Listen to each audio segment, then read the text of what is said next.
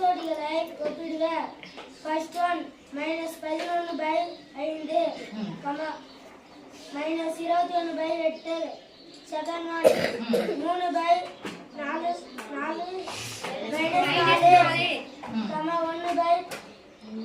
-1/2.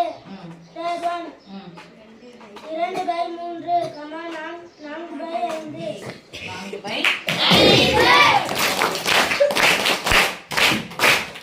Okay, ஒப்பிடுக. எது பெரியது, எது சிறியது, ஏழு வரிசை. அப்புறம் இடைப்பட்ட எண்கள் இதெல்லாம் வந்துச்சுன்னா ஃபர்ஸ்ட் எதை பார்க்கணும்? பகுதிகள் பார்க்கணும். ஒப்பிடுகன்னு சொல்லிட்டாங்க. பகுதிகளை பார்க்கணும். 5 8 இதோட சம்பந்தம் இல்ல. இது பெருசுன்னா அது வேற ஒண்ணும் கிடையாது. இடம் மட்டும் போட்டுக்கலாம். சரி பரவாயில்ல. கமா போட்டுக்கலாம். -11/5 ஒப்பிடுகன்னு சொன்னா நடுவுல இந்த பக்கம் என்ன போட போறோம்? ரெண்டுத்தையும் சம்பந்தம் இல்ல. அப்ப ரெண்டுத்தையும் பெருக்கலாமா? பெருக்கிறதுலாம் பிரச்சனையே கிடையாது. குறுக்க பெருமா தான். இப்போ 11 8 எவ்வளோ? இது ஓரஞ்சு -100. இப்போ என் கோட்ல 0க்கு லெஃப்ட்ல போக நம்பரு அது சிறியதா பெரியதா? வலது பக்கம் போக -88 இங்க வந்து -105 இங்க தான் வரும். இந்த பக்கம் போக சிறியது. அப்போ 88க்கு அப்புறமா தான் இருக்கு. இந்த பக்கம் இருந்துச்சுன்னா சிறியதானே? யாரு சிறியவங்க பாருங்க.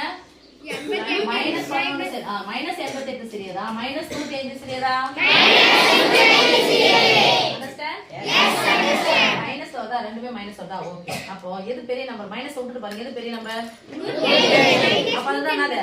சிறிய நம்பர். அப்ப இந்த பக்கம் எது சிறியதோ அந்த பக்கம் குறுகி இருக்கணும். எது பெரியதோ அந்த பக்கம் பெரியவங்க வாய் இந்த பக்கம் திறந்து கொடுக்கணும். ஓகே. இப்ப இங்க இதுவும் மைனஸ், இதுவும் மைனஸ். மைனஸ் பகுதியில வந்தாலும் தொகுதியில வந்தாலும் எங்க போடணும்? உள்ள போடணும். -3/4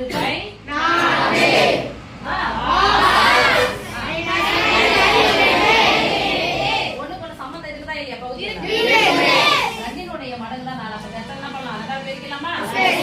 பகுதியை 2 பெருக்கலாம்.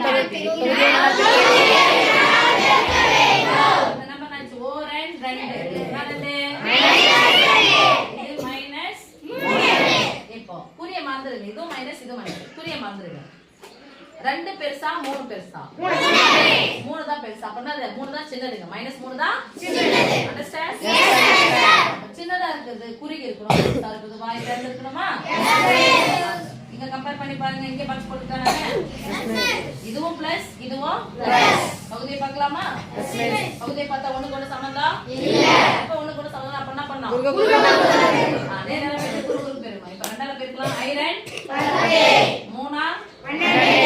இப்ப யாரு சின்னவங்க? 10 சின்னவங்களா 12 சின்னவங்களா?